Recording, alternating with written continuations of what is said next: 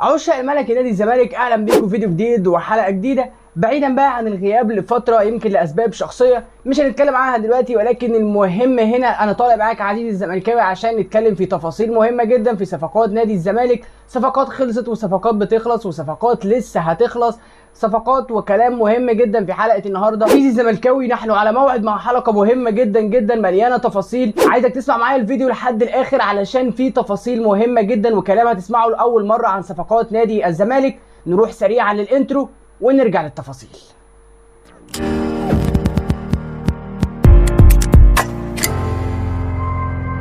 تعالوا كده نبدا بالصفقات اللي جاري الانتهاء منها عشان تبقى صفقات نادي الزمالك بشكل رسمي.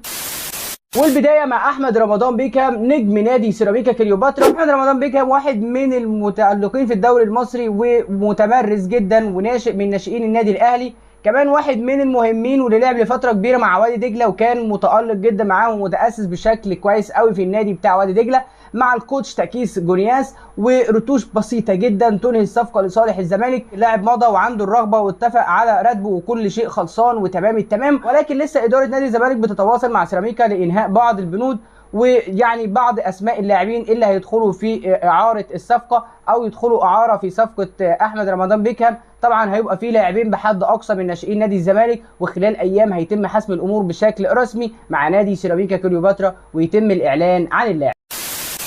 اما بقى عن المغربي حذيفه المحساني، لاعب نادي المغرب التطواني المغربي، واحد من المرشحين لتدعيم الجبهه اليمنى لنادي الزمالك في الانتقالات الصيفيه القادمه، بعد طبعا المشاكل اللي بنشوفها في الباك رايت عند نادي الزمالك. لما بيغيب عمر جابر للاصابه او غيره بيضطر جوميز الدفع باللاعب شحاته كباك رايت، وكلنا عارفين مركز شحاته خط وسط وطبعا مش بيقدم بنفس الكفاءه اللي فيها بيقدمها في مركزه الاساسي خط الوسط.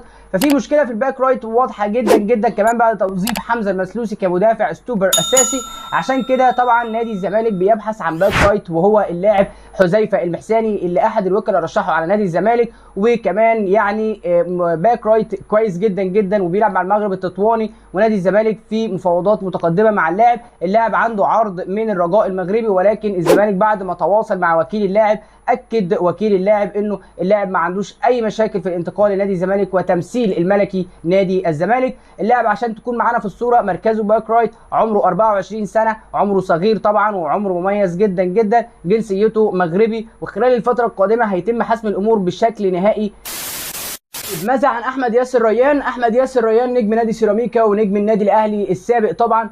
اللاعب ده خلاص مفيش احمد ياسر ريان. كنا سمعنا الفترة الأخيرة إن أحمد ياسر ريان قريب من نادي الزمالك، لكن أحمد ياسر ريان اللاعب المتمرس في الدوري واللي نادي الزمالك كان حاطط عينه عليه وعنده خبرات كبيرة في الدوري بحكم إنه لاعب كبير وواحد من المتألقين في الفترة السابقة، ولكن يمكن إدارة نادي الزمالك أو يمكن الموسم الحالي ما قدمش اللاعب بأداء بشكل جيد. جوميز هو اللي أوصى بعدم التعاقد مع ياسر ريان بحكم مشاهدة اللاعب في الفترة الأخيرة والحكم على مستواه، بالإضافة لرفض بعض اعضاء من الموجودين في اداره نادي الزمالك المعترضين على وجوده في النادي. خلينا نشوف الايام القليله القادمه هتسفر عن ايه، ولكن اللي عايز اقوله لك لحد وقتنا الحالي مفيش احمد ياسر ريان، واحمد ياسر ريان بعيد عن الصوره في الوقت الحالي.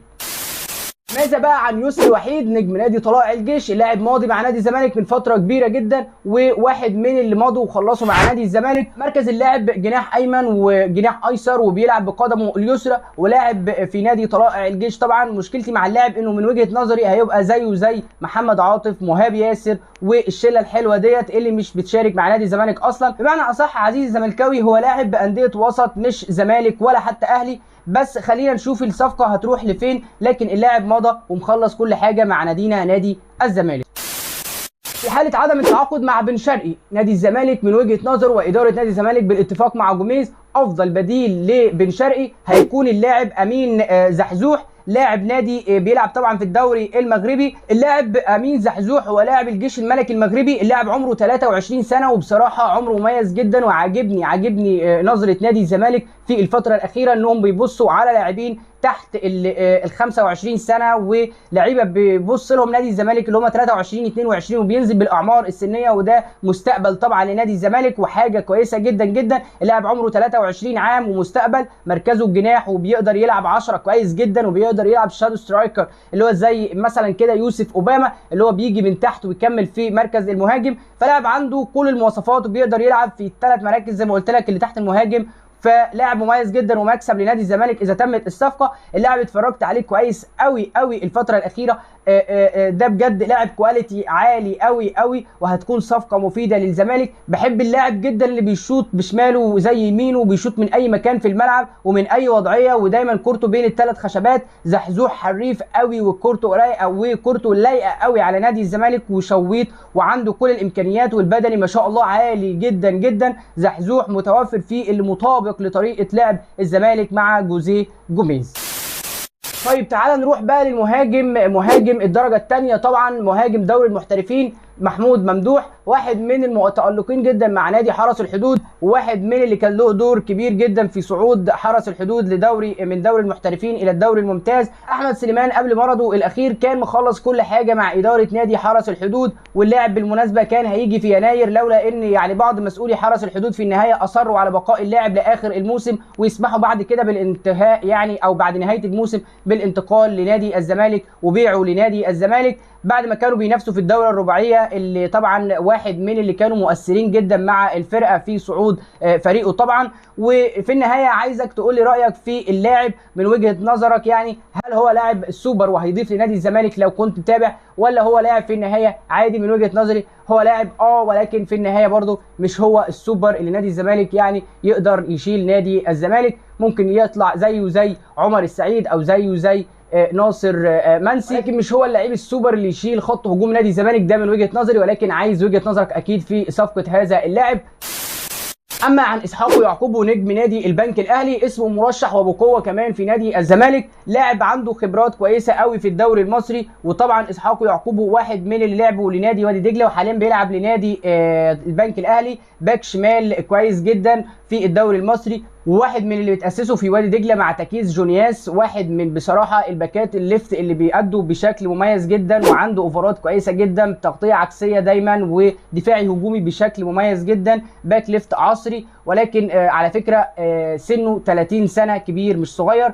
وفي النهايه واحد من الاسماء المرشحه والمطروحه على مائده نادي الزمالك. عايز اقول لك في المرتبه الاولى اصلا في من وجهه نظر اداره نادي الزمالك بالاتفاق مع جوميز في الباك ليفت بيكون لاعب خارج الدوري المصري، ويكون تحديدا من شمال افريقيا، ده في المرتبه الاولى من ناحيه الباكات ليفت اللي عايزهم نادي الزمالك. وفي المركز الثاني او في البديل الثاني له يكون لاعب مصري، وتحديدا هو محمد حمدي لاعب نادي انبي اللي هكلمك عن عقده مع نادي الزمالك بالتفصيل كمان شويه. وفي البديل الثالث طبعا اللي هو اسحاق يعقوب، ده خيار ثالث بعد طبعا محمد حمدي انبي.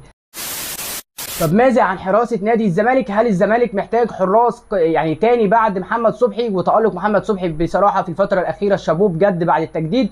فالزمالك هل محتاج حارس مرمى ولا هيبقي على عواد؟ محمد بسام محمد بسام في الصوره، البلعوطي في الصوره، ولكن في النهايه مفيش حد الزمالك خلص معاه بشكل رسمي. اللعيبه دي ماضيه من فترات كبيره مع نادي الزمالك، سواء البلعوطي في يناير ماضي مع الزمالك، بسام نفس الكلام. لكن هل نادي الزمالك يعني دخل في مفاوضات قويه او مفاوضات رسميه مع انديتهم؟ لحد الان لا. محمد عواد ماذا عنه؟ محمد عواد واحد من اللي نادي الزمالك خلاص قرب جدا جدا في الاتفاق مع اللاعب، وهيمضي بشروط نادي الزمالك، وهيتم تقليل الراتب السنوي بتاعه، اللي طبعا كان بياخد راتب سنوي كبير جدا جدا ايام مرتضى منصور، وكان جاي لسه الزمالك جديد. اللاعب محمد عواد في الفتره الحاليه نادي الزمالك خلاص قرب وجهات النظر مع محمد عواد، وفي النهايه خلال الاسابيع القادمه نادي الزمالك هيعلن عن تجديد محمد عواد لمده 3 مواسم.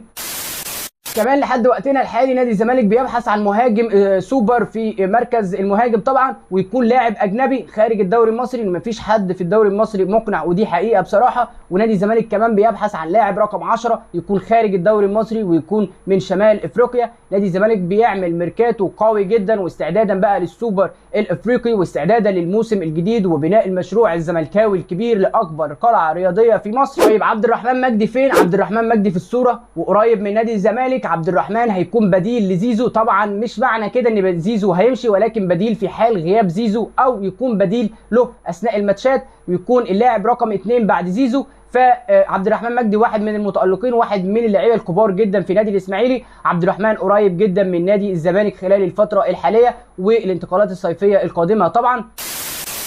تعالى بعد كده نروح لكلام مهم جدا وموثوق منه مليون في المية. رسميا جوميز يعني بيتراجع عن ضم اللاعب جوزيف جوناثان انجويم، لاعب نادي فيوتشر الحالي ولاعب طبعا الجونه، واحد من الباكات الليفت الكويسين، ولكن جوزيه جوميز يعني خلاص كده بشكل رسمي يعني تراجع عن ضم هذا اللاعب. والخطوه القادمه هتكون ايه؟ هو التعاقد مع محمد حمدي ظهير ايسر نادي انبي بنفس عقد زياد كمال اللي انتقل لنادي الزمالك، اللي هو هيبقى موسمين اعاره وب 25 مليون جنيه.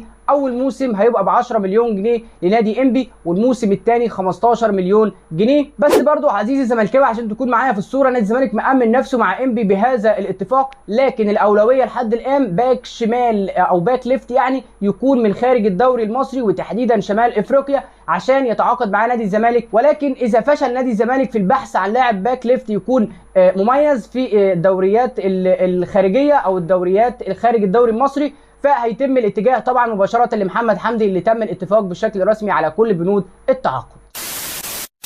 كمان الزمالك فيه مفاوضات قويه جدا جدا مع ابو ناصر لاعب نادي اتحاد العاصمه الجزائري، لاعب شاب عمره 19 عام. عبد الصمد ابو ناصر واحد من اللي شفت لهم فيديوهات كتيره جدا، من افضل المدافعين في الدوري الجزائري، حقيقي سنه صغير ومستقبل ومشروع مدافع كبير. مش بقول لك لسه نادي الزمالك بينظر او بيشوف اللعيبه اللي عمرهم اقل من 20 سنه و20 سنه علشان يبقوا طبعا ذخيره لنادي الزمالك فيما هو قادم، ومستقبل وطموح كبير جدا لنادي الزمالك ومشروعه في اكبر قلعه رياضيه في مصر ان شاء الله. الزمالك بيتواصل في الوقت الحالي مع اداره نادي اتحاد العاصمه لضم اللاعب. الزمالك بيفكر بضم اللاعب على سبيل الاعاره مع امكانيه الشراء، وده بند بيؤيده جدا جدا من وجهه نظري انه يتم طبعا علشان نجرب اللاعب، واذا انسجم يتم تفعيل العقد ويبقى كده فل جدا. واذا طبعا ما انسجمش اللاعب مع نادي الزمالك وما دخلش الاجواء مع نادينا، فيعني نادي الزمالك يتغاضى عن التعاقد مع اللاعب، وكده يبقى الزمالك كسب يعني من وجهه نظري، اللي هو لو اللاعب ما انسجمش فيبقى اخذ الزمالك على سبيل الاعاره، ما خسرش اللاعب وما خسرش عقده. فده بند اؤيده جدا، بند الاعاره مع خيار اولويه الشراء.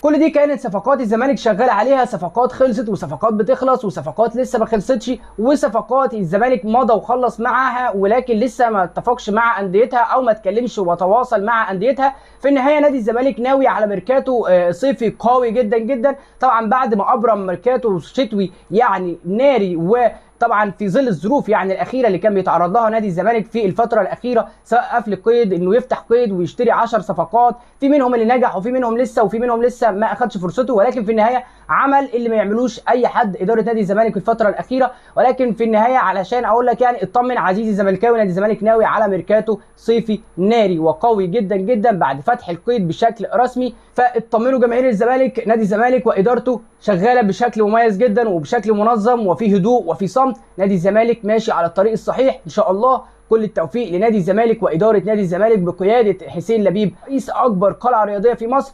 كل التوفيق لزمالكنا فيما هو قادم، وفي النهايه سلام.